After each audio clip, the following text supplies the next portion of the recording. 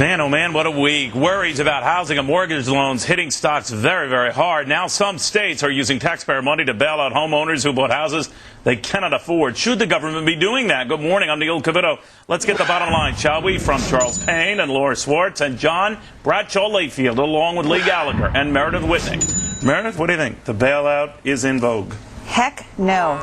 You have to have creative destruction to have a capitalist society, and you've got to let these people fail so the business environment can return to normalcy. You know, Lee, what I worry about is the best of intentions. If you bail out these folks, then do you bail out the people behind on their credit cards and student loans? Where do you draw the line? You have to remember that these are people that really probably had no business buying a home anyway, and they were really, the lending policies were very predatory. These people were taken advantage of. We live in a free country, right? So of course we do. You're free not to look at the fine print, and you're free not to know that adjustable also means adjust up. That is absolutely true, but there's just a fine line, and it's hard to define between buyer beware and between, seller snookering. What do you think of that, Charles? Yeah, I mean, Lee is always compassionate, and I understand, I appreciate that, but even if the government had the compassion and would do it, and ignore, listen, people lost money in the stock market this week. Yeah. We can't go to the government and get repaid. John, one of the things I think of with this is, we're not being callous here. I would suggest go back to the private lenders and urge them to renegotiate the terms, because it wouldn't be in their interest for their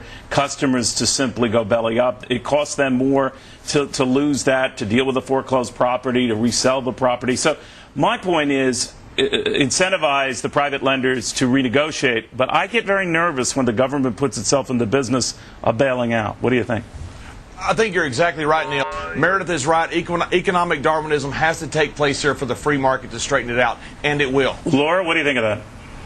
Well, I think bailout suggests that, the government's paying off your loan for you and you're home free. And that's not at all what the Joint Economic Committee is doing. And by the way, they want to do this. They want to put about $300 million, $100 million has already been appropriated, to HUD-certified groups out in the states, nonprofit groups that work with people to refinance instead of foreclose. It's been endorsed by both Chair Bernanke as well as the Secretary of Housing and Urban Development. And what this does is you're using taxpayer money. You're using taxpayer money to do that. So what I'm asking, Laura, you're correct, Neil. But Neil, when you look at the breakdown, where do you draw the line, Laura? I mean, you're a compassionate individual. Do you extend that to the person who's running behind on his car payments, then the credit loan? What?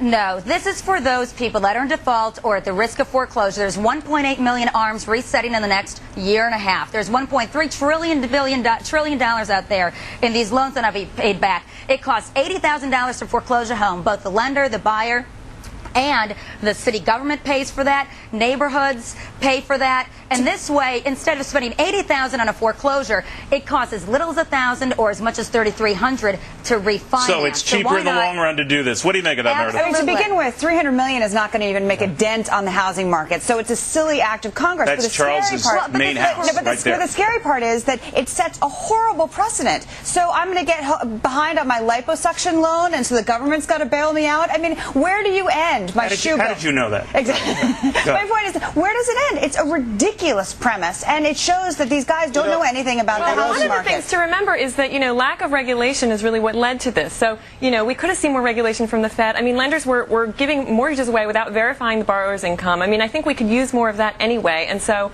that the government would have to pay a little bit. Lenders made a business decision, and they took a shot, and they're going to pay for it. And, maybe someone will renegotiate. But, Laura, I think you want to add extra levels to the government. We're trying to get away from big business, big government, rather. $300 million, as Meredith mentioned, it's just a drop in a bucket. It's almost like, are we going to have poverty pimps out there now trying to get a piece of the action to refix this thing? Because it's not fixable, really. Let me step back for this and bring in John. And John, here's my concern with this whole process.